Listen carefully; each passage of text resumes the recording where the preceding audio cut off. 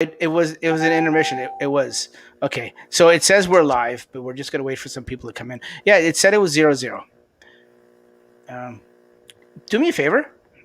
Put your phone down for a second. Okay, it's not you. It's me. I hear a buzz. Let me mute you for a second. Well, isn't that what? Yeah, it's you. It wasn't buzzing before, but all of a sudden now it's buzzing. Did you unplug? It's my something? laptop, man. But you weren't buzzing before we went live, and now all of a sudden you are buzzing. I thought you said it's not like I can hear it. Maybe because I have headphones on, but I don't hear it. No, you won't be able to hear it. It's definitely coming from your end. People in the chat, thanks for joining us. Can you hear a little hum or a little buzz in the background? Put down a comment down below. I'm curious to know if I'm the only one because I've got headphones on and I've got Rob cranked here. Could be my laptop. But it wasn't buzzing before. And then the minute you picked up your phone, it's ironically the same time I went live, it started buzzing. So I don't know if that had anything to do with it. Here, maybe pick up the phone again, and then it'll. All right. The buzzing goes away. No, it's still there. It almost sounded like it got louder when you picked up the phone. I don't know if it is. Do me a favor. Turn your phone off for a second.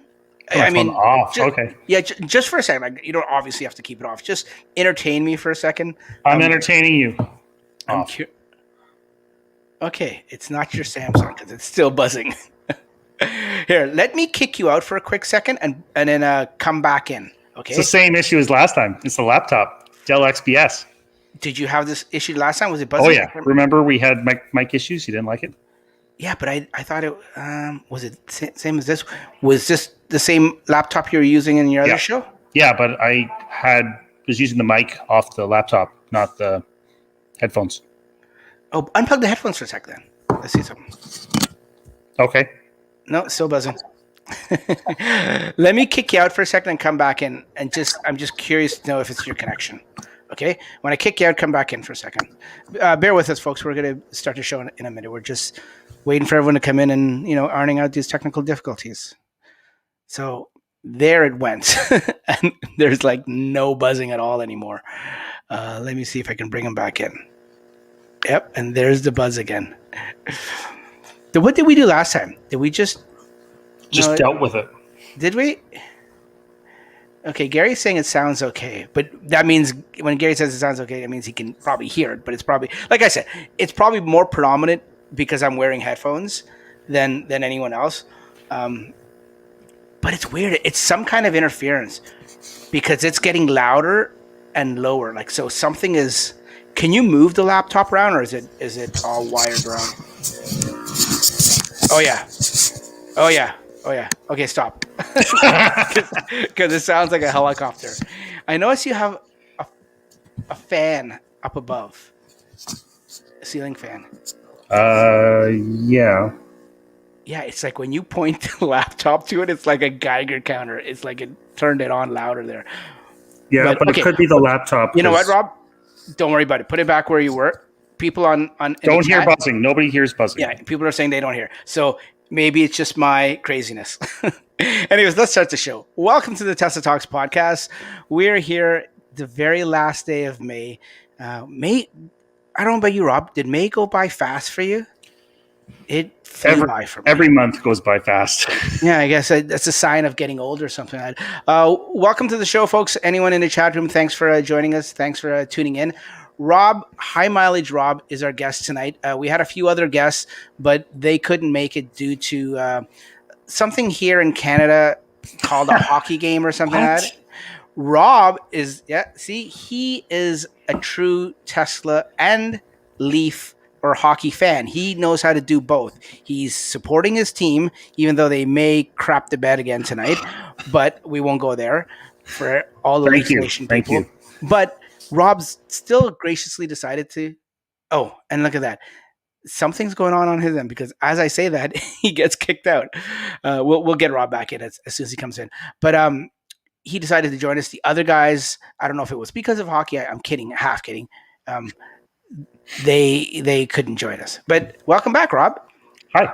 Is this going to be the I'm clicking on things.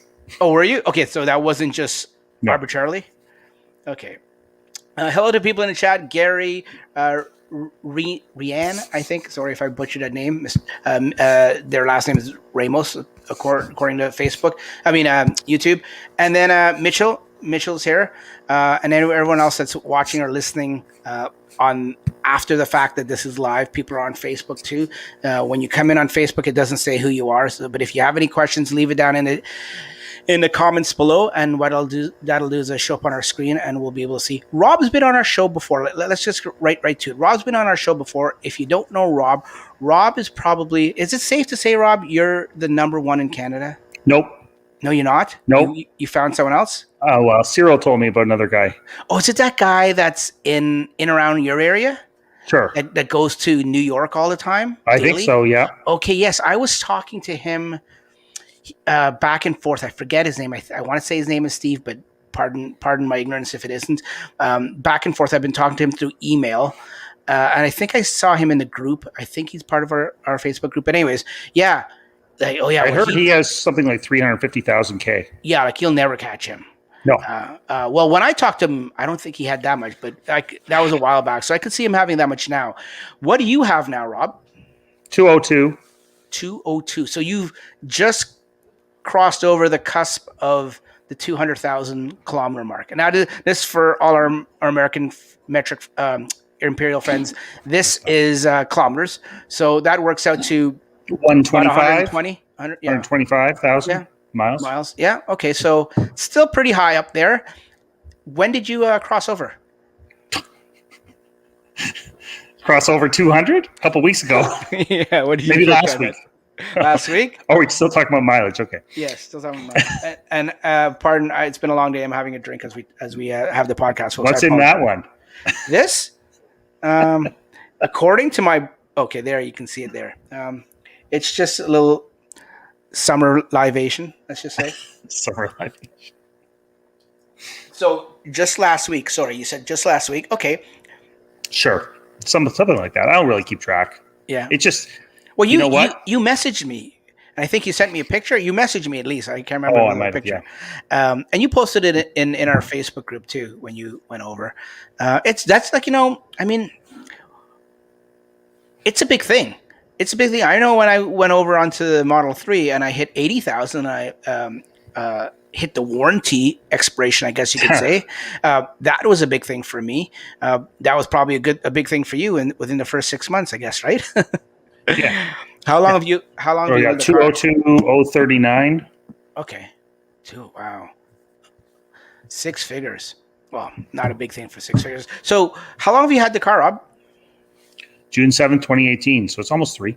Almost 3 years. Yeah. Yeah. You're a week away. Mm-hmm. A week away. And where did you pick it up again at? International Center. Okay. Along with everyone else in the initial deliveries, and amongst the other 40,000 people, probably having some Tesla sandwiches, and I was just more concerned about the sandwiches than anything. Gary's calling you the psycho in KW. Yeah. I saw that. What a jerk! You know what? You picked your car up 8 days after I got mine. My anniversary was just yesterday. Be lucky you had sandwiches. That's all I'm going to say, because we had I think coffee. And I'm not a coffee drinker, so I had nothing. Like, they had nothing other than, like, I said coffee. And maybe they may have had water, bottled water. Don't quote me on that. But other than that, you're lucky to have sandwiches. I guess this is a weekend. They figured, oh, you know what? We're keeping these people hostage for 4 or 5 hours. We better feed them. That's probably what they looked at. I just remember the sandwiches. I think there was other stuff too.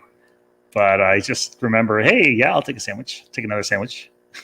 Yeah. A Facebook user commented, said, "Nope, they had no coffee or sandwiches." Yeah, it's like jail, eh? It's like jail. Prison food. You get water. I just remember, like, actually, in jail, you'd get sandwiches. So I've been told. Lots of people watching the training videos over in the corner there. There's a big group of people, and I'm just concentrating on sandwiches. I was like, oh, I'm hungry. I'm just going to eat as many of these as I can. Oh, so maybe there were sandwiches for everyone else, but no one noticed because you were just like. Shoveling them in your bag, hoarding them. Well, maybe, but most people are doing the training, and I just ignored that. I was like, I'll figure it out. We got some questions. John just put up a question. We're going to get to the questions in a second. I don't have Franklin here because he's watching the Leafs play. So I'm going to do my best to try to. Franklin. If you guys are normal watchers or listeners to the podcast, you'll know that Franklin's my helper and my regular host, and he helps me get through this, and he gets all the questions and everything. He's not here tonight. You know what? If it's a real blowout, he may be here in a little bit. This isn't going to be a long show, but I'm just saying, if it's a blowout, you may see him, come knocking on the door. Let me in, Dax. The game's not worth watching. This is a 3-0. Yeah, I can. This is 3-0. He's back here. 0-0. So, John, okay, keep us updated with the score for any of you hockey fans listening. So let's get back to the topic. So it was June 7th. You had sandwiches. You got 202,000 kilometers almost 3 years later. Yeah. What kind of here's the big thing for anyone. I mean, anyone's watching or listening is going to be a Tesla fan, if not a Tesla owner. But anybody that maybe stumble across this podcast and wants to know, maybe they're on the fence about picking one up or buying one or something, and they're concerned about the cost of ownership. What can you say in regards to that for someone that's had the car for almost 3 years, driven tons on it, almost 200,000 or just over 200,000 kilometers? What would you say you spent in a typical, maintenance type of thing? Yeah, well, I mean, the reason I drive so much is because it's basically free. It's so cheap to drive anywhere. Running a fridge in the house costs more than running the car, or it's similar. Anyway, it's really cheap. So I never really worry about, gas or, electricity that much. It's like, well, am I going to pay 1.5 cents to drive a kilometer, here or there? Tire wear is actually, if you work out the numbers, tire wear is actually higher than the cost of electricity to drive the car. And nobody ever worries about, well, how much is this going to cost me in tire wear? Driving to Toronto and back, it's going to cost me like $3 in tire wear, but it's, going to cost me $2.80 in electricity from here. As far as maintenance is concerned, it's just things come up from time to time. And right now I got a squeaky upper control arm, and I'm going into Tesla tomorrow. They sent me a very strange quote. I complained. I said, "Hey, upper control arm again," and they said they put in a thing for the quote. It said, "Check tire pressure," and Really? It says $0. Approve estimate or not? I'm like, $0. I guess I'll approve that. Oh, I thought they were telling you to check your tire pressure. No, that was the service. That's the service, what they put in the schedule. Oh, you know what? That sounds promising. It sounds like maybe they are going to maybe honor it, and they're just trying to squeeze it in something, whatever category they can find that had no charge. That's good, buddy. I mean, this isn't part of the news, and we're going to get to the news in a few minutes. Just want to talk to Rob here a little bit about this maintenance stuff now that he's over 200,000. But wasn't there another recall? Like there has been. It's not a recall. It's not a recall. So I checked the. It's a service bulletin, I guess. Here's how to solve these types of issues. And I looked up recalls on my car the other day for my VIN, and there's nothing. There's never been a recall for that car or anything like that. So the service bulletin is just basically how to solve certain issues. So I know that they want to put urethane into the upper control arms, some of the original revisions to seal them. And so I think they're going to do that. 1-0 Montreal. I think we'll get Franklin back soon. But I watched the video the other day, and the guy says you don't even have to take the upper control arm out, and you can just solve the squeakiness just by moving it around a bunch. If you just need to disconnect a couple of the bolts there, move around the upper control arm, and that gets grease all around in there, so the squeaky part is not squeaky anymore. And so apparently you can solve it for free on your own, or you can pay Tesla $210 for the part and then 2.5 hours labor to do it. Well, is that solving it? Like, it sounds like someone's just doing a workaround, maybe a temporary fix or something, but I didn't see the video, so I'll take your word for it. It doesn't sound like it's solving it, is it? Well, someone said it was a year later and still no squeaking. So it was squeaking, and then as soon as they moved the the part around the upper control arm, there's a pin on it, and as soon as they gave that the full range of motion, it got greased throughout the fitting. And a year later, they said it's still not squeaking. But is the problem, if I remember correctly, as Cyril was trying to explain it to me, that it's losing lubricant, like that area is supposed to be packed, that little boot is supposed to be packed with grease, and it's losing the grease. That's what's making the squeaking noise. So if that's true, that sounds like it's only temporary, because if it started squeaking in the first place, it means it's. I could be wrong. I don't take what I'm saying as face value, folks. I'm not a technician or a mechanic. So wow, low mileage, Mitch. What's that? What are you laughing at? In the Facebook, the chat, he's calling himself low mileage Mitch with 31,000 on the car. Mitch. Yeah, wow, Mitch. Maybe you got to get off Facebook a little bit, because which I appreciate your contributions in Facebook in the group. Don't get me wrong, but maybe drive your car more. Wow, I think you're beating Ryan. If you really truly have 31,000, you're beating Ryan. Wow, 10,000 a year. Way to go! Way to go! You're driving a free car. 10,000 a year. Come on. Who knows? You know what? We're not going to make fun of Mitch. We don't know. Maybe Mitch is a senior. He doesn't strike me as a senior. I think I've met him once at one of the meetups, but maybe he's a senior. You see that one upper control arm replaced in 3 years. So yeah, me too. My question for the chat, for people who have had upper control arms replaced, mine has always been driver's side. Driver's side, driver's side, driver's side. Mine was also 3 times. Mine was the driver's side too. Now, here's the thing though, Rob, do you know if it was actually replaced or repaired? Replaced. Replaced, guaranteed. You know this for a fact? Yeah. Okay. Well, the second time was because there was a crash, but you know what? The first time was replaced for sure. Okay, so really only 2 then. Yeah. Yeah. Well, I wish it was. Yeah. Okay. Well, you'll have to let us know. Oh, there's a passenger, and then there's a driver's side. Yeah. Okay. There's some passengers. Yeah. Okay. Rob is saying Cyril may have a possible fix. I know Cyril can't do it because he said once you do the control arm, you have to realign. You got to get an alignment, and he doesn't have the alignment machine.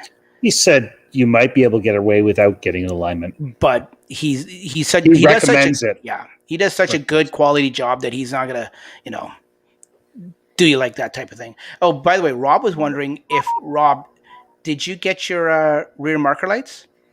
No, he was showing me those last night. They got an Audi style rear marker light. Oh, it's that one? Yeah, I saw that. Did you see that? That's cheese. That's cheese? Really?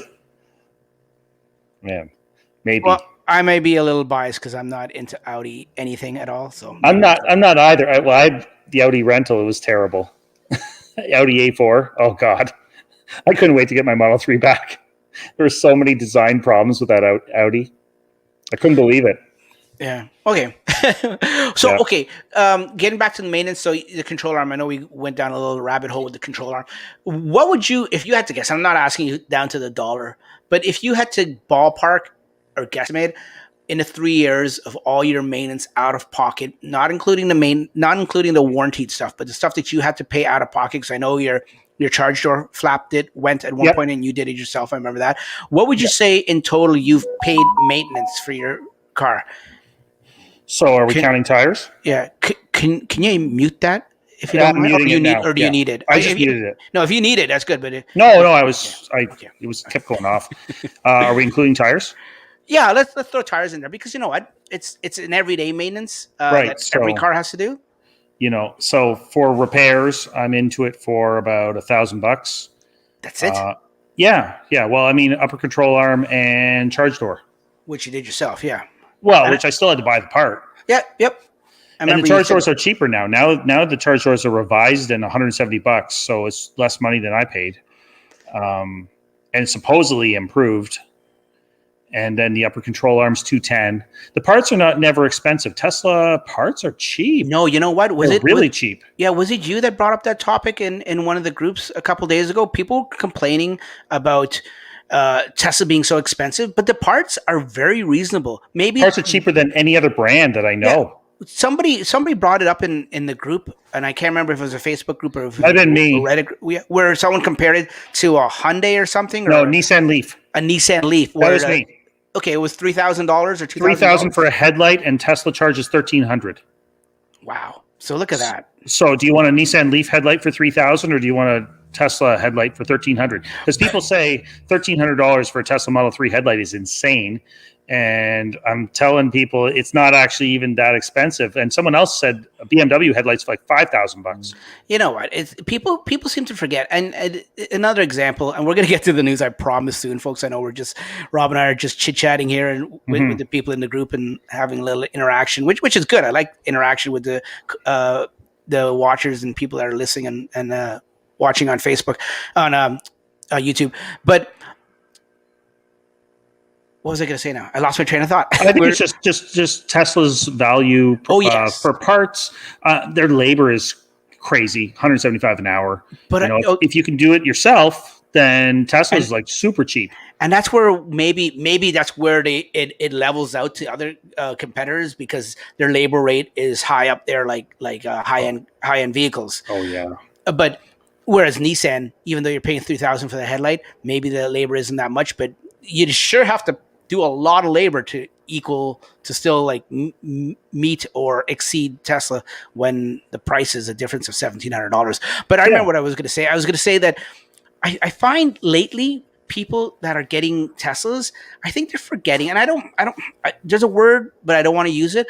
But I'm wondering if people are realizing that they're getting these cars, and yeah, they're expensive cars up front, but talking about parts and maintenance is not that much. And then somebody, and the reason I think of this and I bring this up is somebody was asking me about PPF. They wanted to get PPF. They just got a new Y, I think it was, and they wanted to know a price, how much I paid, or if I had a price for just getting the front end done. And I know, what I should have said. Sorry, let me get off this topic for one quick second and remind everyone and apologize to everyone that I know I said Lorenzo from Inception Automotive Detailing was supposed to be on the podcast this week. Something came up personal that he couldn't make it. I apologize to everyone. It was out of both our controls. He will be on next week or the week after. We will get him on, and you guys can ask all your questions, and he will tell you everything about PPF and ceramic coating and tinting and wrapping and all that kind of stuff. Anyways, getting back to what I was saying, this gentleman was looking for PPF, and he just wanted the front end done with the mirrors and the front third. And it was $1,600, and he's like, "That's a little bit too rich for my blood." Well, that's what it costs. Yeah. But A, that's what it costs, and B, it wasn't that much. I did my research, and I looked around at some other shops around, and other shops were more expensive. You could also find shops that are probably a lot cheaper. But one thing I've learned, you can be cheap for a few things in life. Maybe you could even say a lot of things in life and look for discounts and look for cutting corners. But one thing I learned in the last 3 years, while I got into the world of Tesla and while I got into the world of PPF, is that's one thing you don't want to skimp on, in my opinion. So, should I tell you my story?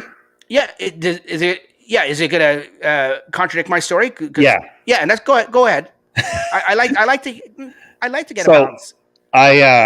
When I got my car, I didn't do anything. I didn't do PPF or anything like that. It was too expensive. I didn't want to spend it. Great. So drove. 160,000 K. Well, you know what I ended up doing? I bought a pre-cut PPF kit on eBay. It's like $350. Yep. Suntech Ultra. It's rated really well. It's rated better than Expel in some cases, I believe. And just bought the pre-cut kit. Came with the front half, $350. Did it myself. Yeah. And you know what? That's great. And I know a few people. There was a guy that lived in my town here. He's moved to different province. A good buddy of mine. When I say good buddy, I met him through the Tesla community, and he wrapped his car himself. Never wrapped before. A very hands-on guy. Wrapped it. He said the learning curve was huge. He said it was hard. It took days and days. He says, but when he was finished, he was glad he did it himself because it was a learning experience and everything, and he could do it again. But but two things. He said now he knows why people pay or why people charge what they charge for it, because it's not the materials. When it comes to PPF, and well, wrapping, it is actually. It's the labor. PPF's expensive. PPF's still expensive. Yeah, but compared to, like, let's take the $1,600, like that inception charges. And sorry, it may not be 16. I'm thinking 16, but don't quote me on that, please. I don't work for the company, so I'm just guesstimating. That's what I think I heard the guy say. Anyways, you know, yeah, it's a little pricey, but it's the labor. The majority of that thing is the labor because it's a skill. And like I said, he said that he realized why it was expensive because it's a skill. And like I said, he knew how to do it, so he could do it again. And I asked him, I said, are you going to do it again? Because he did take it off about 2 years later or a year and a half later. And he goes, hell no, I would never do this again. Because even though he knew how to do it, and even though like he was experienced, I guess you could say, or maybe he lucked out, whatever, he said he would never do it again. So, just keep that in mind. It's my point for the whole thing is, yeah, you can do a lot of things yourself, and power to you if you can. I'm not handy, so I can't do that kind of thing. But if you do it, power to you. But understand that you've just spent, and that's what I told this gentleman. I said, you just spent $80,000 for a car. Do you want to penny pinch on $300-400? Now, I'm not. Don't get me wrong. I'm not saying $300-400 isn't a lot of money, but in the bigger scheme of things, compared to what you just paid for that car, because in my opinion, you get what you pay for when it comes to PPF, and you go to the smaller shops that aren't experienced and aren't licensed. I don't know. So, just to follow up with my I did it myself type of thing. Yeah. I just wanted to explain. I did not do the bumper because the bumper is the problem area that a DIYer would have severe difficulty doing. So I read this, I heard this, I decided not to attempt it. But the hood and the fenders were pretty straightforward. A couple hours, done. Fog lights, they're flat, hood's flat, fenders are fairly flat. Okay, so you didn't get a real representation of wrapping a car then? Well, because, no, you're right. You're right. I've heard the front end is really difficult. But I also stuck to the metal parts, and I didn't worry about the plastic parts so much, right? Like the bumper's plastic. It's more resilient than the metal is to rock chips. Although I found one a couple days ago, a pretty nasty rock chip in the bumper. So, Hey, buddy, 200,000 kilometers. Yeah, you got to expect that. But you know what? You're right. Let's so anyways, that's your experience. 200,000 kilometers. Rob's probably got the second. So arguably the second highest. Yeah, I figure I spent $1,200 on maintenance, stuff like that, and then maybe another one or have I been through 2 sets of tires? I mean, I got multiple sets of tires, and the 20s I bought, which were dirt cheap Goodyear Eagles, they just last and last and last. My original tires lasted 60,000. I don't think I bought another. I have a set of winters and a set of 20s, and I haven't bought anything since then. So the other 140,000 has been divided between the 20s and the winters. That's interesting to know. Good to know. OEM tires lasted the least length of time, and the 20s still have tons of tread, but they don't grip quite like they don't grip the best. No, I hear you.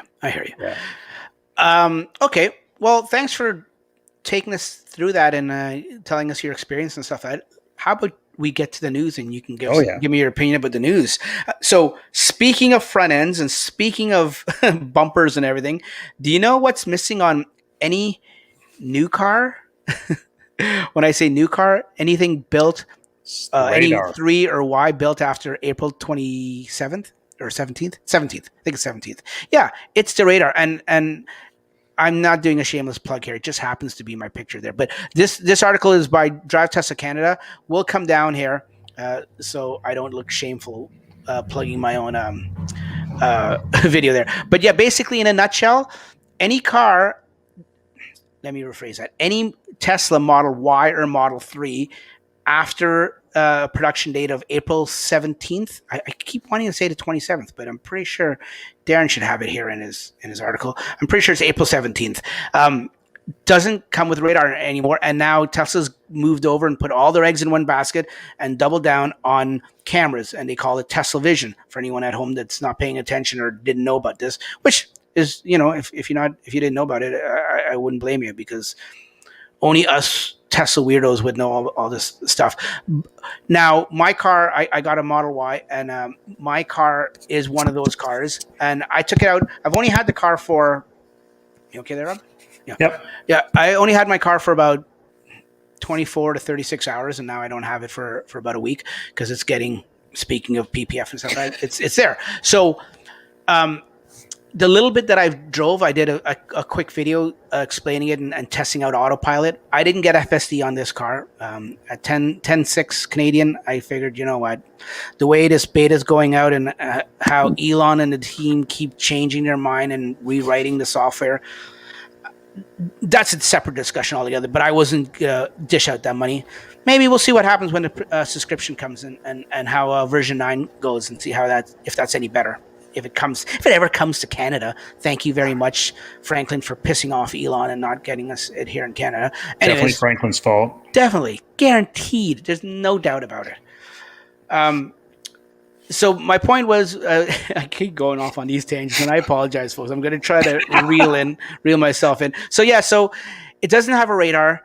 And because of that, when I picked it up, I had to. It wasn't a disclaimer or any NDA or any kind of. Some people thought it was a waiver I had to sign, like signing off my firstborn or something. No, all I was saying is, just so you know, these are going to be the things that are not on the car or limited for a few weeks until we push out an update where it'll be on par with the radar cars. Who knows if it's going to be a couple weeks? But anyways, that's what the wording said, and you just had to say I accept or I agree or something. It was a button you pressed, right? So nothing, no digital signature or anything. But part of the things is that was temporarily disabled or inactive was the auto. Now it still does auto steer, but within auto steer or autopilot, if you had FSD, the smart summon wouldn't work. The emergency lane departure wouldn't work. I couldn't test that out. I know lane departure avoidance works. I remember taking my hand off the wheel when I wasn't in autopilot, and as the car would drift to the center line or the dotted line or over to the solid line, the car would audibly beep and pull me back in. I didn't do a video on that. I'll do it later. So that all worked, but the emergency part of the lane departure, which I'm guessing means, correct me if I'm wrong, Rob, that's like if the car senses impeding or an accident happening in front of you and you don't move out of the way in time, it can pull the wheel if it's clear on the side of you, and you can move you into the other lane. It departs that lane into the other lane under an emergency. That's what I think it is. I'm not 100% clear on that one. Yeah. Well, I think that's what it is. We'll see. If people in the comments down below or in the chat know, they can comment and let me know if they think that's what it is. And the other thing is too, the following distance. 75 miles or 120 kilometers it's limited to while you're on autopilot on a highway. That was another limitation. And the following distance, instead of going from 1 to 7, now the following distance is from 3 to 7. So you can't use setting 1 or setting 2, which is, you know what? I don't know about you, Rob. You may be crazy. I'm not. I use 1 all the time, and it's not close enough. It's not close enough. How close? You need a 0.5. You're that guy that drives behind me, like right on my ass. No, 1 is not that close, honestly. Okay. Well, listen, I drive in 3 and 4, and that's plenty for me. When it's snowing or raining or something like that, well, when it's snowing, I usually don't use it. But if it's light snow or something, I'll put it to 5. But 3 or 4 is fine for me. I don't know. I just, in my opinion, my driving style, my driving habits, call me old, call me a grandpa. I'm not. Do you notice Franklin's back because he's tired of watching the Leafs game already? I know. And can you stop, Franklin? Stop donating money. 2-0 Montreal. Is it? Yeah. Oh, God. But yeah, definitely we're going to get FSD before the Leafs win a series. Yeah, that might be a nice tie in there, Rob. Yeah, that was nice. So what's your opinion on this no radar? Now, your car has a radar. Mine doesn't. My opinion right now is, like I said, it's too early. I haven't driven enough with it. People commenting in my videos saying, "Oh, tell me how it works in the nighttime and stuff like that." I haven't had a chance to do that yet. I'd rather have it. Yeah. That's just my opinion. That's my uneducated opinion on it, that I'd rather have radar than not. Why would I want a feature. Why would I want radar in my car that gets deactivated because I don't know Tesla's got ideas. So Yeah. I think they need to flesh out these ideas before they disable radar in older cars. But I don't Well, know. That's just my opinion. here I don't is know. no, I agree with you, buddy. You're right.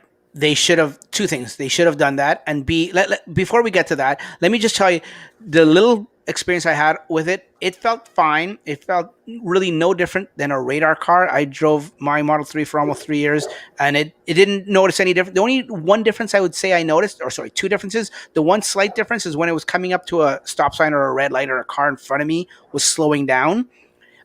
It seemed to have slowed down a little more abruptly than I found with the Model 3, which had a radar.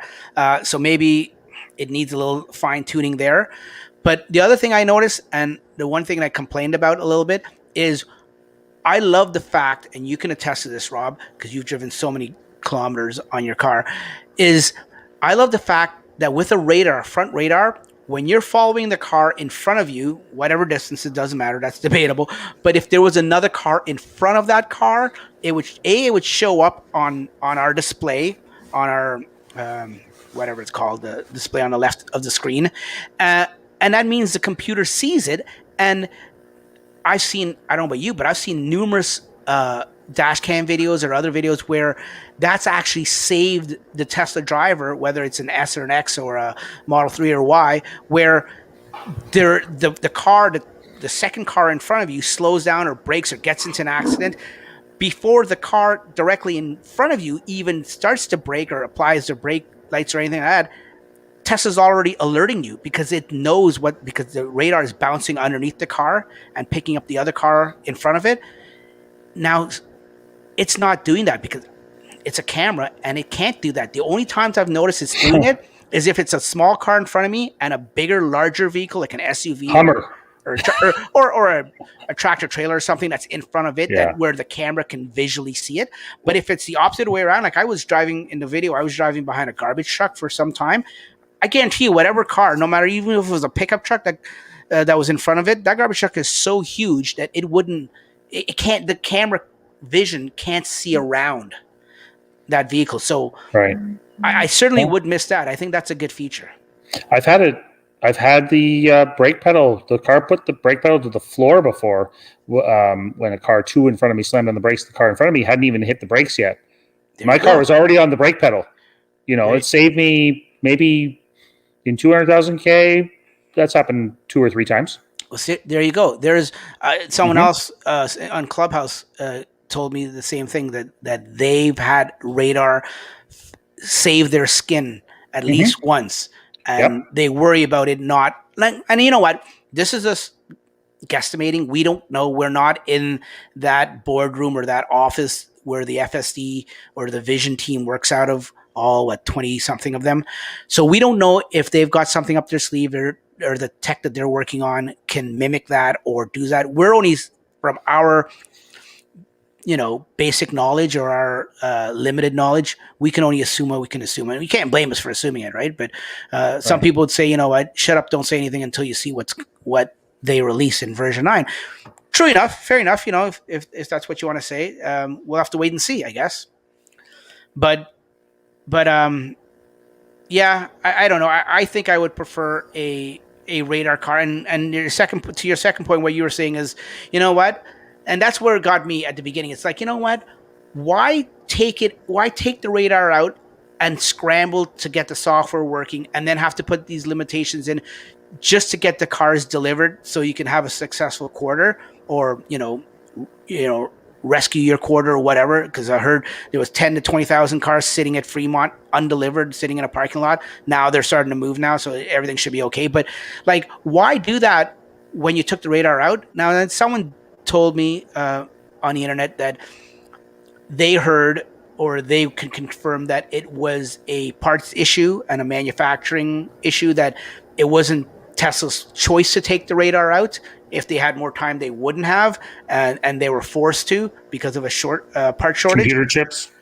Well, with the radar itself, the actual radar part. Now, if that's computer chips in the radar. Yeah. Now, if that's the fact, that's a fact. I don't blame him for that, but I don't know. I mean, if I don't know. I don't know if that's the case. I'm not saying it is. I'm not saying it isn't. I can't confirm either yay or nay. So we'll see. We'll see. I'm sure the truth will come out eventually, and we'll realize, we'll figure out what it was all this time down the road. So that's, I guess, the controversy or the new thing that everyone's been talking about in the Tesla community. That's why I want to lead off with that. I know we led off with it like 25 minutes into the show, but that's what the big news is right there. We can move on sort of along the same lines. We're going to pull up the next screen here. Bear with me. It is going to be on the same lines, like I said, with Tesla Vision and stuff like that. This article is brought to us by Darren at Drive Tesla Canada.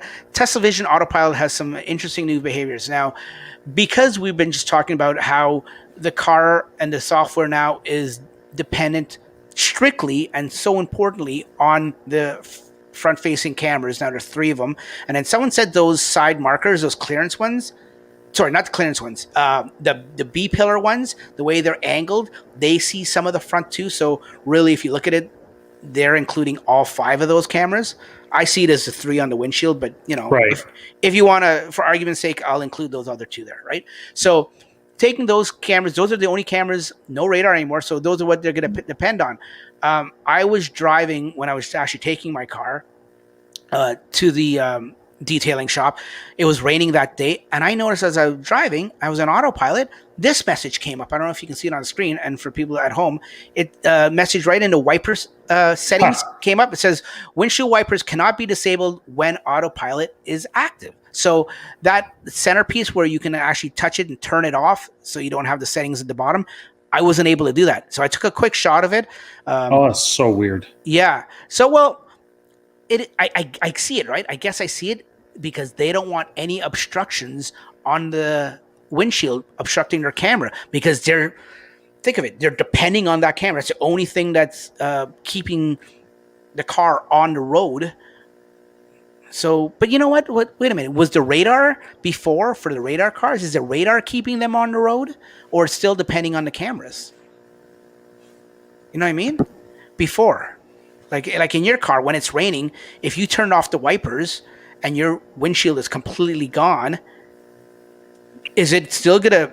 Is it gonna be able to stay in between the lines just with the radar? That's not the purpose of the radar, is it? My car stayed in between the lines. Is pretty good at seeing. I'm just thinking the water just kind of flows off the windshield, so I didn't even really need to run the wipers a lot of the time. I don't really need to run them all the time. Yeah, I hate them. I hate the auto wipers. You know what? 90% of people do, but you know what? Maybe I'm just one of the 10%. I don't mind them. Yeah, okay. They wipe too much. They get schizophrenic at times, and yeah, they'll like be going nuts at speed 4 or 5 or whatever the maximum speed is when there's like 1 or 2 drops on. Yeah, it's done that at times, but for the most part, I don't find that it does a bad job. Maybe I'm just crazy like that. Yeah, crazy. Yeah. Another thing in this article that Darren mentioned that some Reddit users had brought to his attention is, and I haven't had a chance to see this because I haven't driven my car at night yet, is the auto high beams. Now, just like the wipers, if you're driving in the dark and you have your high beams on, if you go to turn them off auto high beam, another message comes up right here and it says auto high beams must be on to resume autopilot. So I don't know. Now I wonder what it would do if an oncoming car from the opposite direction is coming. Is it gonna keep it on and blind that car just to keep autopilot engaged? Like, I'm curious about that. You know what's hilarious about this? It's like they're forcing these 2 features that nobody likes to use. They're going to force people to use them. You want to use autopilot? You got to use these features. And that's another thing I can say that I didn't mind. I didn't mind auto high beams. I didn't mind auto high beams either. Really? I thought it worked fine in my opinion. They're terrible. No. It's like I'm flashing other drivers to tell them there's a cop ahead, Flash, flash, flash, flash, flash. Oh, yeah. I hate when people do that. Okay, this picture that I'm, for anyone watching, this picture is from a guy on Reddit named Jaws12. or U/Jaws12. That's his name. Thanks for the picture. I'm looking at this picture now a little more closely, and okay, it says that little caption on it, but for people listening at home and not watching it, so just picture your autopilot screen on. You've got the blue line. This is actually, it looks like it's on the highway because it looks like Navigate on autopilot because it's got the single blue line. Right. And it's multi-lane. It looks like it's 3 lanes here, and it's in the right lane, and it's saying the high beams are on. But here's the thing: there is a car that looks like it's no more than 4 or 5 car lengths. I'm guessing in this animation on the screen. So that car in front of this Tesla is getting belted in his rearview mirror. I think you're misunderstanding this a little bit. The way auto high beams, they're auto, so they're probably off right now. Okay, but they're set to auto, so they will turn on when there's no other vehicles around. Okay, well, you know what? You're probably absolutely right. I was misunderstanding because I thought it meant that they won't be on the whole time. On. They'll only be on when there's nothing else around. I'm just astonished at the 558 watt hours per mile there. They're having a good drive right there. Oh, that's true. I didn't even notice that. Holy crow! That's per mile. That's foot to the floor type of stuff. Okay, let me do the quick math here. 538. It's still really high. Jesus, that's 336. That's towing a trailer. Yeah, and keep in mind, looking at this screen, it's not an X or a S. This is a Y or a 3 because I can tell by the layout in the display. And they're doing 67 miles an hour. Yeah, maybe they're towing something. That's true, but there's no trailer icon in the bottom left. Oh, they're having a good time then. Then yeah, they're flying, but they're not flying in this picture. Anyways, you know what I'm saying. Yeah, you're right. Thanks for clarifying that with me, Rob. They're definitely. It doesn't mean it's blinding people, but it means it has to be on, which once again, I won't notice any difference because I keep my auto high beams on and it comes on my car and goes off as it needs. And I never have anyone flashing me. I never have to engage it myself because it doesn't come on when I want it to come on. I just let the car do its thing. Maybe I'm weird. You're weird. Yeah, maybe you're weird. It flashes way too much for me. Does it? I don't like it. I don't like it. There needs to be some sensitivity settings on both features, on the wipers and the auto high beams. There needs to be some way where you can set it so it's less sensitive or something. Yeah, maybe. And maybe they can put that in there. I mean, it's all software, right? Yeah. But even the easy stuff Tesla doesn't do. That's my issue with the stupid thing. The thing that bothers me a lot, auto wipers, you get in the car, you press the brake pedal, you haven't closed the door yet, and you get freaking soaked. No. And you get soaked every time. I always forget, and I'm always upset at myself. And I'm just thinking, why can't they program this so that when the door is open, the wipers don't run ever? You're right. It is such a simple thing that they could do to change that. Mm-hmm. A couple lines of code, I'm assuming, a few lines of code. I don't know. Right. I don't want to oversimplify it. I'm sure it's a little more involved than that. But I know what you mean. But then they could turn around and say, "Dummy, don't put your foot on the brake until you close the door." I forget. Yeah. I'm not calling you a dummy. I'm just saying this is probably. I just forget, and it's just there's a lot of simple stuff Tesla could do to improve it, and they don't do that. So why would you expect them to do the harder stuff? Well, your fellow friend with the same namesake on YouTube here also agrees with you. He's saying high beams is great for rural back road driving, but anywhere else, it's no good. Just as long as there's no reflectors down the side of the road, because those reflectors fool it too. You know what, though? Yeah, we complain, and I know it can all be fixed, but I'll tell you a story. We'll get off this high beam thing, or auto high beams. I have auto high beams in my Toyota, my Tacoma that I have now, and even on before I had that, I had a Highlander, 2017 Highlander. Buddy, you think the Tesla auto high beams are bad? Toyota, which is a big, huge company, buddy, for one, their headlights suck. I guess once you drive a Tesla and you get into any other car that doesn't have LED headlights and has regular incandescent headlights, it's night and day, right? So you get spoiled being in a Tesla for one, for their projection of their beam. But then the high beam, the auto high beams, it's just terrible in a Toyota. That just surprises me. I mean, I haven't been in very many cars with auto high beams, but they were better than the Model 3 for sure. I think last one I remember was a Chrysler 300, and pretty sure that was superior to the Tesla. Oh yeah, so, but interesting. Just me. I mean, I don't know.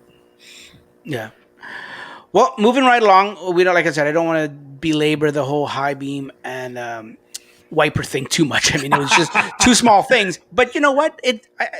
I think it needs to be spoken about because look how passionate you are about it. They just need more adjustability. That's all I'm saying. Just more adjustability. Well, here's the thing. Is Tesla becoming the Apple of the world? And you're wanting more of a Android-based where you can have more control? I never considered Tesla the Apple of car manufacturers. No, I'm just throwing that out. I mean, I know they've been compared many times, and maybe not. I know. Sense. That comparison bothers me because it's like Tesla's a value product and Apple is premium. They charge premium rates, and Tesla. If you look at prices, I mean, the new Ioniq 5 for 6. No, the 5.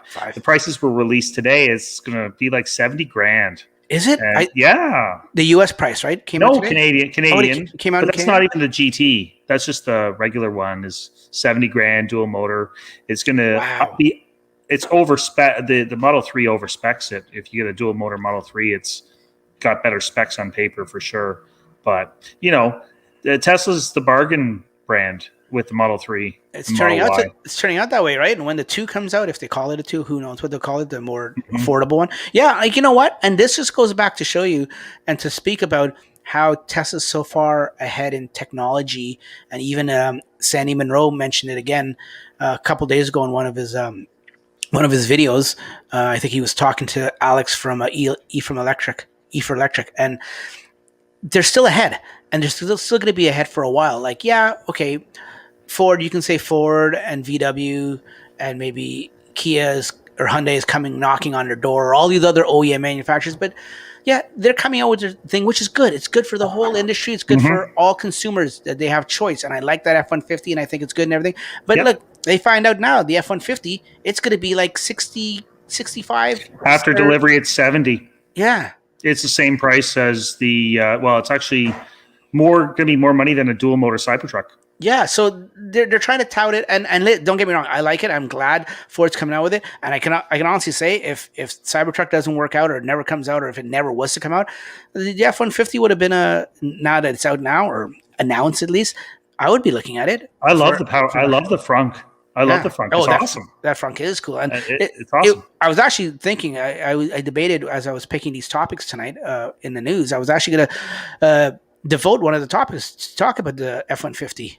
We can do that. Yeah, no, I mean it's we got enough other stuff to talk about, but yeah, maybe at the end we can talk about it. But no, I like it too. I just think Ford was a little deceptive with their numbers on their presentation, and days later, and now weeks later, now we're starting to see what the true numbers are and stuff like that. There were some exaggerations in the presentation for sure, right? And at 40,000 or sub 40,000, now we realize that nobody can buy it. Yeah.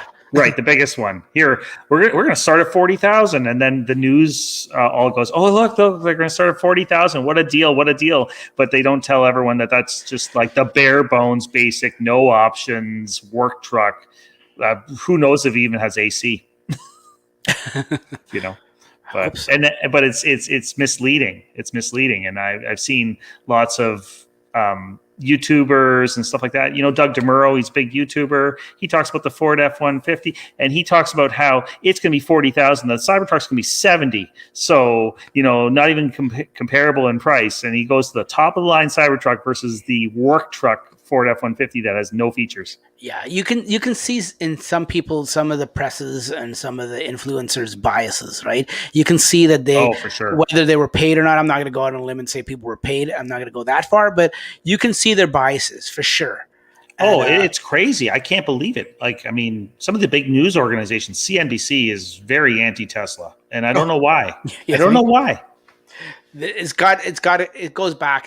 There's some history there for sure. Okay, well, I don't know why, but Yeah. it's crazy. I mean, you watch it and you just see the bias. Yeah, but you're right. Like, I mean, these cars are getting more expensive, and what I think these OEM manufacturers are realizing is that they're got to spend a lot of money for their battery tech and research, or even just getting the cells manufactured and stuff like that. So they've Yeah. got to take this cost and turn it around to the consumer. So they can't, without losing their shirt, they No, can't they got to take charge a lot. less. They got to take a loss on every product they sell. Yeah. That's it. Take a Well, loss on the EVs. well, That's like Chevy. Chevy with the Bolt. They were putting in the U.S. They couldn't sell them, so they're putting $10,000 on the hood of every Bolt they sold just to get them out the door. well, that's after the fact, but I think these new OEMs like the Fords and the VWs and stuff like that, I don't think they're taking a loss. I think what they're doing is tacking it on to the consumer, and they're realizing how expensive these cars are. Oh, for sure. And that's why I think they're going to have trouble selling in the end of the day. Well, And the people who buy are generally the people who aren't doing enough research. well, hopefully, I don't want them to see. I don't want to see them for the OEMs that are coming out and making the switch, like the Fords and the VWs, and even the Audis, as much as, or any of the ones that have some kind of EV platform or roadmap. I want to see them do well, because they're taking. It's the ones that are putting their head in the sand and just hoping the EVs go away. Yes, I'm talking about you, Toyota and Honda and all these other, and Mazda. Maybe even Subaru. Maybe even put in Chrysler in there, right? Fiat Chrysler. So who knows? They got the minivan. Nobody else makes a plug-in hybrid minivan. Yeah, but other than that, I mean, look at that. You got the Hummer Jeep now too. Oh yeah, the Jeep, true. But that's another plug-in. It still gets pretty poor mileage. I mean, it's Jeep, right? It's a Jeep. It's a Jeep. Jeep's never not. I've never seen a Jeep owner, and I have a close friend that's a Jeep lover and a Jeep owner. I've never heard them once complain about the gas price. Really? Yeah, you don't buy a Jeep and look for efficiency. No, you don't. It's like buying a big pickup truck and look for efficiency, right? That's what I'm looking for. Yeah, but pickup truck with efficiency. Now, because you're looking at electric. Well, yeah, exactly. But like you said earlier, like all these other car manufacturers are getting expensive, and Tesla is the one that's going to come out in a few years. Well, to Tesla look started like the bargain expensive. Ones. Yeah, they started expensive, but the Model 3 was the beginning of a transition from a niche, expensive automaker to bargain. Model 3 is a good value, and I would say it's probably the best value. The SR Plus, which I don't own, right? But the Model 3 SR Plus is the best value in a new car today. If you drive an average amount of miles for a Canadian, the SR Plus, you can't beat it. What are you going to buy? Nope. Even a Honda Civics are pushing $35,000 these days. Buddy, you're exactly right. I watched Annie Sly's new video today where he talked about the cost of ownership in 3 years, and he brought up a good point. I think it was he quoted Kelly Blue Book. It was they did a survey, and they found it may not be Kelly Blue Book, but I want to say it is, just in case, just what I'm thinking.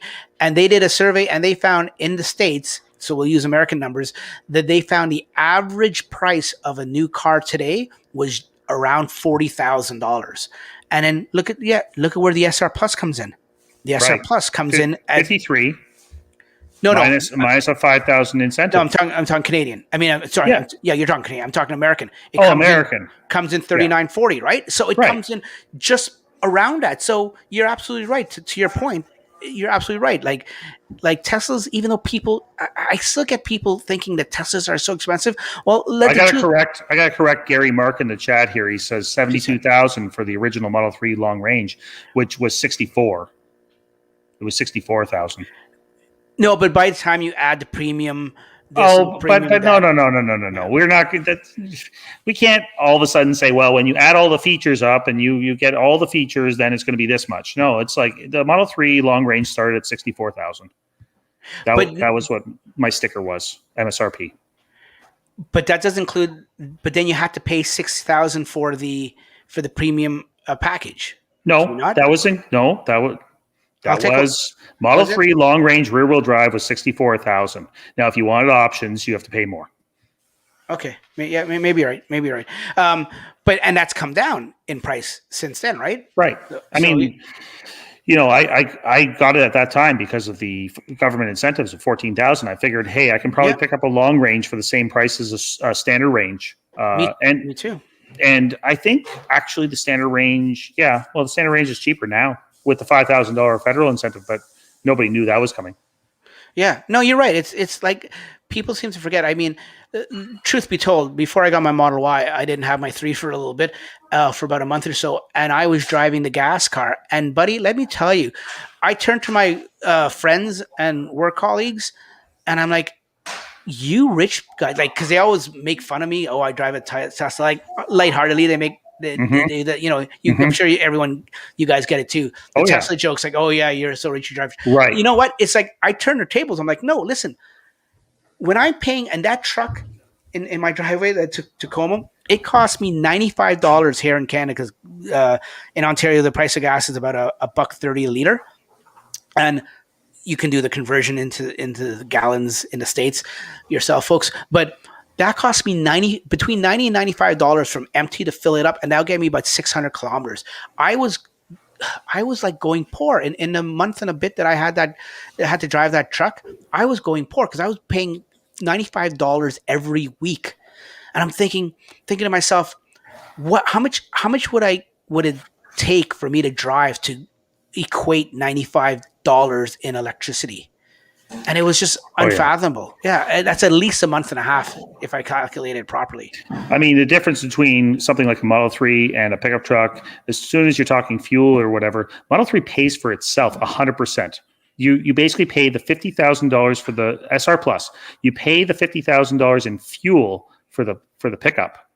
Yeah. And over its lifetime, it basically equates to a free Model 3 if you drove that instead. Yeah, no, it like, and that's why I turn around and tell my friends, like, you guys are the rich ones because I'm going poor paying for gas. I don't know how you guys do it. My boss just bought a Santa Fe, Hyundai Santa Fe. Yeah. And it's like, well, he doesn't have money. My boss is not very good with money. And I'm just thinking, man, like, why would you get that? It's a commuter vehicle for him. Just one person. He had a Corolla, and now he's getting rid of the Corolla to get a Santa Fe because it's so much better. He should have. I don't know. Maybe they're good on gas, but No, 14, 15 liters per 100. he should have bought another Corolla then. Well, no. Actually, you know what he should have bought? He didn't like it, so he needed an SUV for a single driver. Oh, really? Okay. Yeah, commuter vehicle. Teach your own, right? Yeah. Teach your own. We can't sit here and no, but I mean that's the general public. That's the general public. Yeah.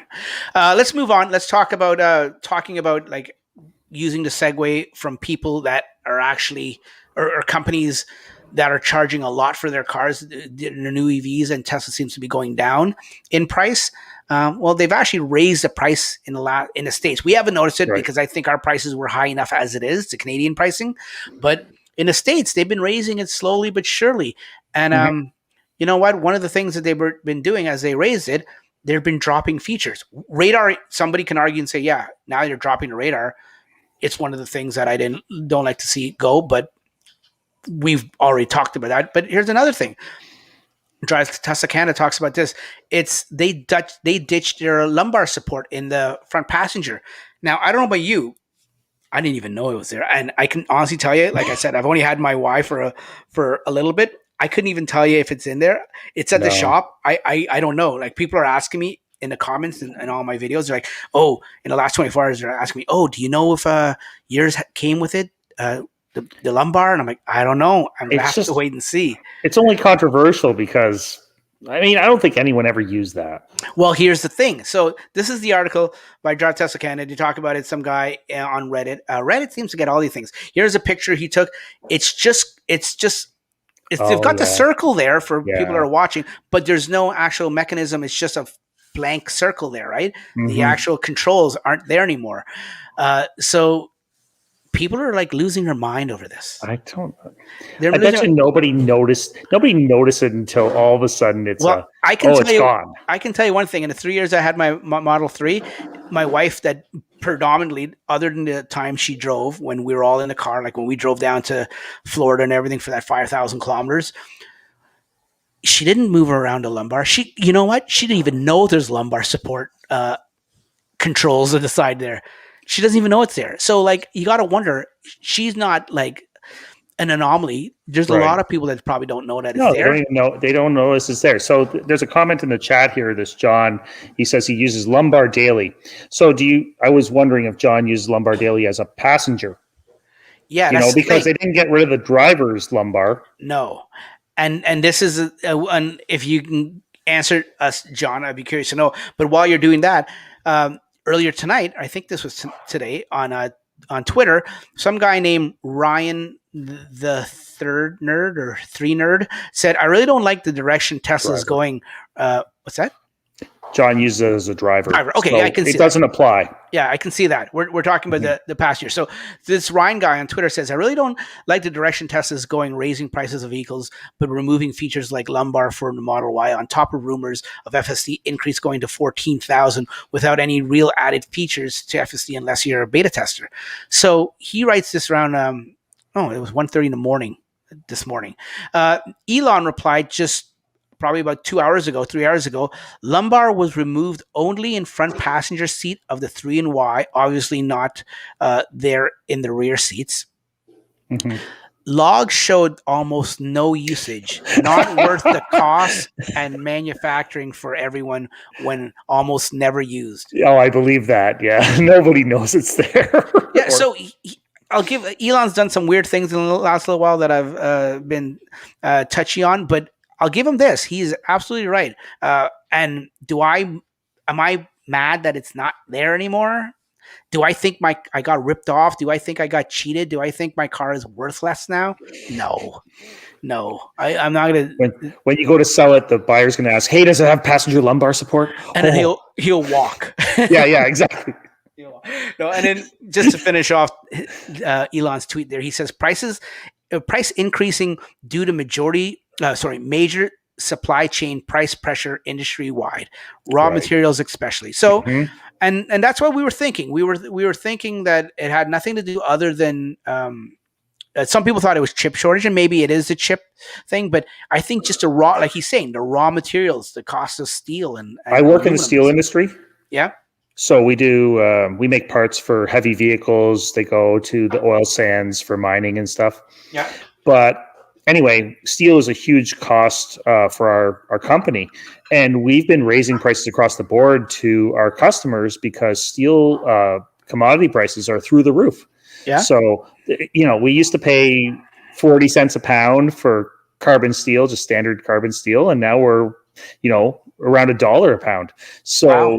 It's gone up substantially. So I had no doubt that Tesla is raising U.S. pricing based on material pricing that they're getting. They're getting hit just as hard as we are. They're getting hit with 100% increases on the cost of steel, and they're raising U.S. pricing. And the only reason they haven't raised Canadian pricing is because the exchange rate's going the other way.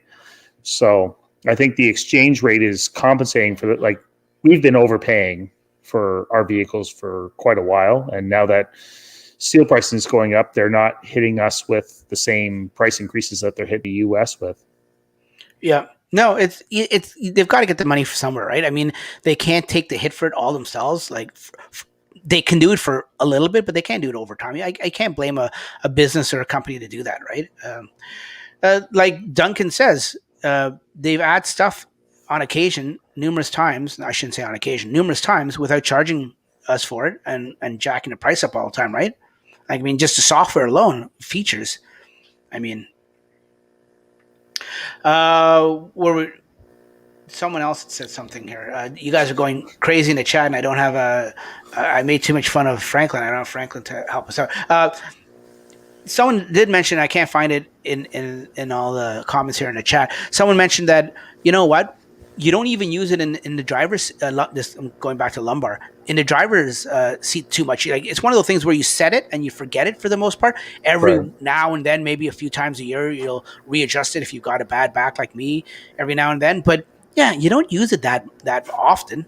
Like, in terms of using it, in terms of setting it, it's not like you have to set it every single time. It's one of the is that a memory features, feature? Right? Is that a memory feature? Yeah, I was just about to ask. Oh, okay. It is. It's part of the seats, right? So it is a memory. I know this for my 3 because I have it set in a particular way on my 3, and it never moved.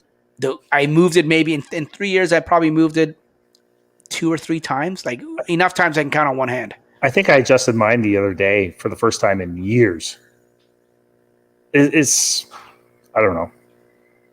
It's something you'll never miss. I don't think so. Yeah, but it's the same argument as somebody here mentioned it. It's I'm looking. I thought a bigger deal was removing the garage door home link. Oh, that I will miss. Mm-hmm. I know it's been like that for a long time, right? And I'm not gonna. What is it? $300? It's like 400. 400. Yeah, I'm not paying that. But you can mount you can mount your garage door opener to the back of the screen, and you just stick it on underneath there. So then you just reach underneath the screen and pull.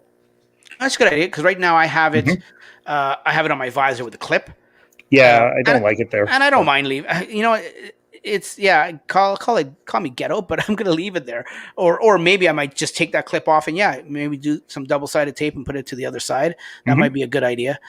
I've seen people do that, and I think it's a genius idea. You never see it, and it's just very convenient just to reach under the screen and pull it. Thanks, Rob. That's a good idea. I might hide it behind and there. Nobody will see it. If you put it on top, you'll see it from the front. So you want to put it underneath. Yeah. On the back, bottom of the screen. Yeah. See, you benefited me having you on the show. I'm kidding. Let's get to our last topic, and then we can finish off because we're at an hour, just over an hour now. So once again, another delay. Like I thought Tesla was on a new timeline where they had turned over a new leaf, and Elon was doing all these timelines, and they were actually under promising and over delivering, and things were coming early like the Y did. And I thought, like, oh yeah, we've turned a new leaf, and we've turned a corner. And no, like how many things have been getting delayed lately? Oh, 2 weeks. 2 weeks. Yes, 2 weeks. And oh yeah, well, FSD. 1 week, 2 weeks, 1 month. Just stop promising things. Just stop promising them. It's insane. It's as easy as that, man. Just stop saying. Like, it'll come when it comes. Right. We don't. I don't know why he feels, Elon. If you're listening, or if anyone, I know you're not listening, but if anyone has the ear of Elon, ask him for us. Like, why do you feel the need that you have to give some kind of a timeline? Yeah, I get it. A lot of people are waiting, but to hell with them. Yeah, that's exactly what it is. It's Elon time. But he's very optimistic. Like he's very optimistic. He's not trying. I don't think he's trying to mislead anyone. He's just thinking, hey, maybe we can get it done by next week. Oh yeah, no, I have no doubt that he's an overachiever, and he pushes.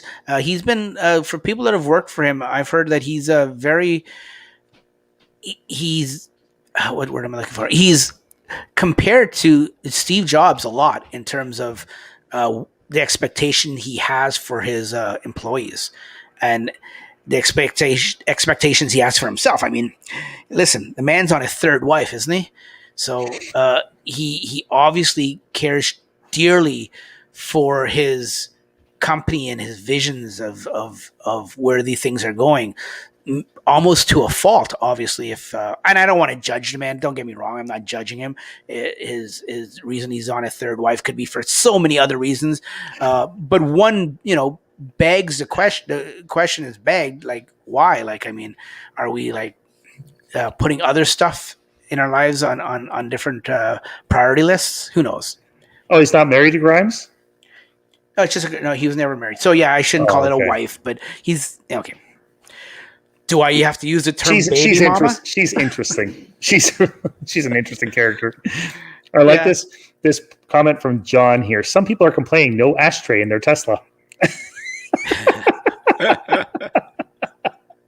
find that hilarious. I remember when ashtrays were an option. $100 option. Oh yeah. We're dating ourselves. Hey John, do me a favor, so I don't have to scroll up. I know you asked us a question at the beginning in the chat. Can you just post that question again, so I don't have to scroll all the way up, because the chat's been going pretty good. Not crazy like some of these chats where you go and they just keep going, but I won't be able to find it if I go all the way up. So John, if you can, in another 5 minutes, if you can just put your question again. I vaguely remember it. Still 2-0. How much time's left? Here, let me. Period 3, 8:40. Oh, we're screwed.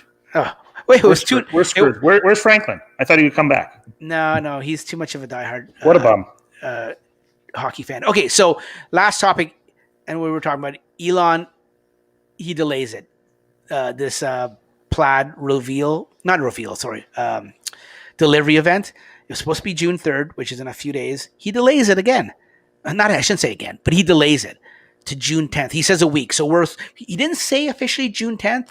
I was talking to some friends about to say, but he did say a week. So we're all so sick of these delays, deadlines. Why even put the deadline out? But this is, you know what? It's getting worse because I can't think, correct me if I'm wrong, people in the chat or Rob, have you ever heard of an event that has been announced by Tesla that got changed? Nope. I mean, the events always happen. Yeah, hook or crook, it always happens. Like they may delayed in terms of when they announced it. Because I remember the Cybertruck, they were supposed to do something in the summer and then the early fall, and then it ended up being the end of November. But actually, let me correct myself there. They start late. All the events start late. Well, like sometimes an hour plus 2 hours late. You know, that's a given. I think the Model 3 reveal was very late. And the Cybertruck was late as well. Oh, I can't remember the Cybertruck. But the Y, I think the Y was the earliest, and I think that was still half an hour late or 45 minutes late. Because it was the Y. Yeah, there was no hype. No, you're right. The fanfare for the hype was very subdued. They did that intentionally, if you ask me. Mm-hmm. So it's Elon's least favorite vehicle. It's my favorite vehicle right now. But it's just until the Cybertruck comes. It's not different enough. Elon wanted the Falcon Wing doors and never happened because the beam counters got there and they're like, let's just make it the same as Model 3, then we can pump them out. Well, they had to. Can you imagine if Elon got his way? Like he wanted, it wasn't the Y the one he wanted to do with the 1/10 or 1/3 the amount of cabling and wiring? Well, that never happened. No, but he wanted. I remember him talking about it in one of the tweets. Maybe Berlin. Yeah, maybe the Y 2.0. Who knows? So, anyways, in this tweet that Elon says, he says, Model S plaid delivery pushed to June 10th. Needs some more. Needs one more week of tweak. Not tweaks, but tweak. You notice that? It's a very singular. And then he also says, but then this is where he hypes everyone up. Like he's a genius for this. You got to admit, he gives you the bad news, but then he sort of distracts you with stuff like this, where he goes, this car feels like a spaceship. Words cannot describe the limbic renaissance. Look at Gary Mark here in the chat. What's he saying? What's Gary saying? What the hell is limbic renaissance? Well, Gary, you took the words right out of my mouth. I was going to ask you, and you're a very well-spoken person, Gary. If you don't know what limbic resonance is, someone look it up. Okay, you know what? I'm going to look it up right now. Limbic, and you know what it's going to do? It's going to give me it means both. I don't even know how to spell it. It's right in front of me. Here, Duncan answered it in the chat. Did he? Oh, yeah. Is the idea that the capacity for sharing deep emotional... Okay, enough. Duncan says... Oh, okay. Duncan, I can't put that on the screen. But I do agree with you. Okay, John is asking. This wasn't the question you were first asking, John, at the beginning, but I will answer. I will answer your question. There is not going to be an FSD button. I cannot see that this button was a. That's another thing. We want to talk about things that Elon said as we vent about Elon and his tweets a little bit too much. That whole button fiasco, like button gate. Yeah, button gate. If a button comes now after all of this delay and all this stuff, I'll be surprised. I'm not going to say I'm going to eat my hat or anything like that, but I'll be surprised. Oh, you wouldn't want to eat that beautiful hat. No. I love this hat. Ryan Wins can tell you stories about how we got this hat at the event. That was so much fun. Okay. Does anyone have any questions in the chat do you want us to answer, or do you have any questions of Rob? Say now or forever hold your peace, I guess they said. Where is Xmas Part 2 update? Oh, yes. That's a very good question. And V11. See, these Just are all the delays. Like, I mean, disappeared. it's like, I was starting to get into this mindset that so let me take Tesla's this. like sandbagging everything these Me days. too. You know, I Me was getting too. in like Model Y came 6 months early. Wow, surprise, surprise, right? And when they say, oh well, we're not sure if we're going to hit the deliveries this quarter that we promised. Oh, look at that, we hit record deliveries. You know, and it's just Yeah. like they're starting to sandbag and stuff like that. And Battery then day. battery day, yeah, everything was being sandbagged, and now all of a sudden it's like we're missing all kinds of deadlines that we're setting for ourselves. We're back to the old Elon. And Xmas update part 2. You know, I miss the old speedometer. I really do. You really notice it? You mean in the size? Mm-hmm. You notice the difference? Oh yeah, the old one was so much better. I don't notice the difference It anymore. was But yeah. so much better. Just remember back and remember how beautiful it was, and now it's like, Oh, It was centered, nice and big, and now it's like off in the left corner, small. Phantom braking. Well, apparently one of the whole things with dropping this radar is what I probably should have touched on the explanation about it. Dropping the radar was because the two systems or the two hardware, the camera and the radar, were conflicting with each other. And then it's like, which does the software listen to? Which hardware? They could have just programmed it out. So that's why I heard that's why they took it out, because now you won't get any phantom braking, but now are you going to get phantom stopping? I mean, sorry, phantom Not stopping. not stopping. Yeah, phantom not braking. That's like a double negative, isn't it? I don't know. Let me scroll up. John had a very good question, so I want to scroll back up to see what he was asking. Just talk to people. Give us an update on the score and the time left in the game. Oh, it's 2-0 still and 4:30 left. Oh, at least they're so screwed. So I cannot believe they blew this. I actually want to talk to you. I want to talk about cost of ownership, right? And so I talked about my cost of ownership. Actually, I realized something. Cost of ownership is a lot higher because I keep buying stupid Tesla stuff like shorts and and mini Cybertrucks and stuff like that. Oh, I got a Model S for kids. I can't even ride it. I'm not 80 pounds. Okay, that doesn't count. I'm talking about stuff for the car. I'm not talking about your fanboyism. It's bad. Your fanboyism is a completely separate thing. If I had to give the cost of ownership, I'm not going to include the $500 and some for the 110 scale Cybertruck that my wife wanted to divorce me over. I'm not counting that. Yeah, no. And then the new ones, the new 110, got to get those because they come with the, and I got 2 of them because they came with the ATVs. Got the shorts. Who spends $100 on a pair of shorts?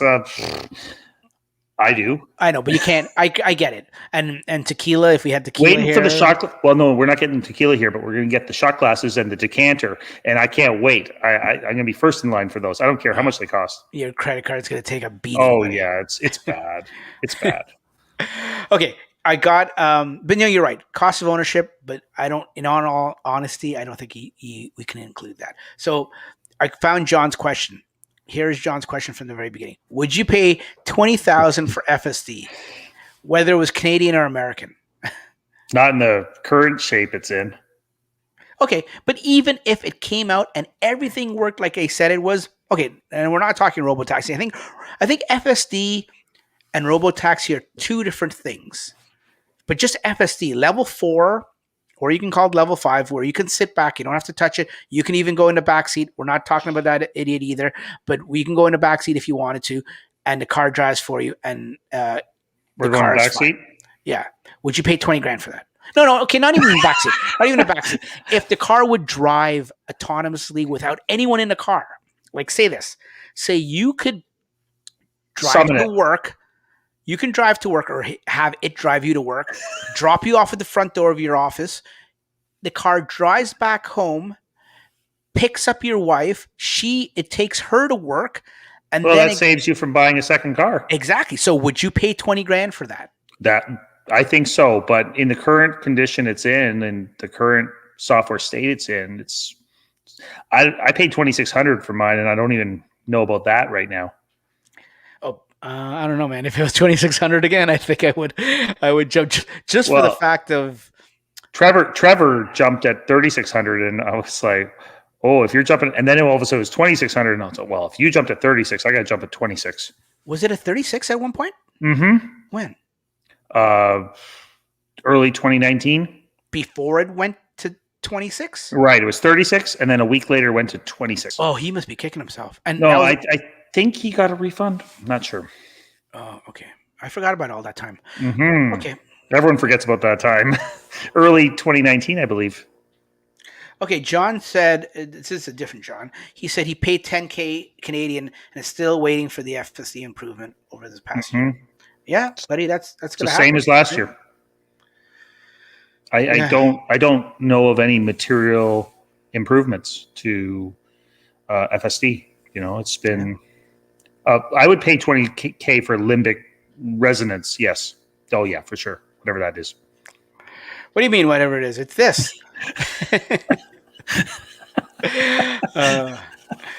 Okay, well, I think we should wrap it up. Rob, thank you very much for coming on the show and sharing your thanks for having 200K experience and helping me out with the topics and stuff like that. Thanks for having me, man. It's more fun than the Leafs game. Here, let's just show this. This is bad. Oh no! Hold on. Let's go to next year. That's an empty netter. It sounds like we're so screwed. Yeah, but you know what? Here's what I want to know. It's like how, like how can? Anyways, it's just like the Oilers going out in 4. How is that even possible? Well, you know what? 4 would be better than 7. At least they would have dragged it. Anyways, this isn't a hockey show. Mm-hmm. Anyways, for the people listening, thank you very much for watching us and listening to us. And we'll try to the next episode or our next podcast. I promise somehow, some way, we're going to get Inception Automotive detailing on. Save your questions. If you had any questions or any contradicting stories you've heard and myths and stuff, we're going to clear all that up for you. If you have any questions, save all your questions. I will let you guys know a few days in advance of when the show is going to happen. We're going to get Lorenzo on, and he's going to answer all your questions and educate everyone too. He's gonna do a little slideshow and educate everyone, and we might actually do it all from his location at his shop. That would be pretty cool. But stay tuned for that. Rob, once again, thanks for coming on. Thanks for having me, Dax. Where can people find you? Like, I know you're prolific all over the internet, right? You're no Franklin, Mother Frunker. No, I'm no Mother Frunker. But you're on Facebook quite a bit. I'm on Facebook. I'm on the Model 3 Canadian group. I'm on the Model Y Canadian group. I mean, you're on Twitter too. I know. I'm on Twitter at High Mileage Rob.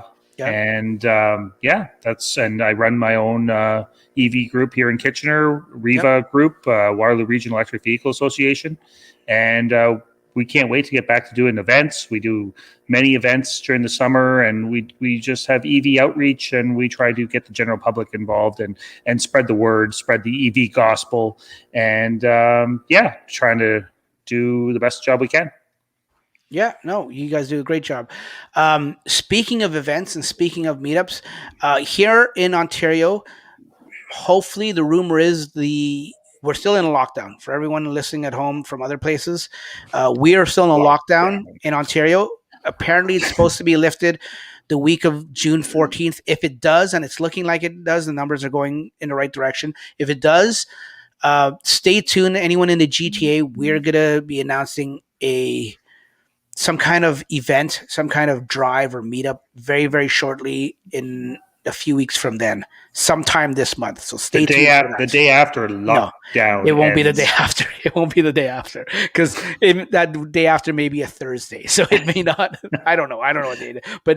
But stay tuned. Pay attention to my Twitter account, and if you're on my Facebook pages, my Canadian Facebook pages, stay tuned to that, and I'll even maybe put something here on YouTube too.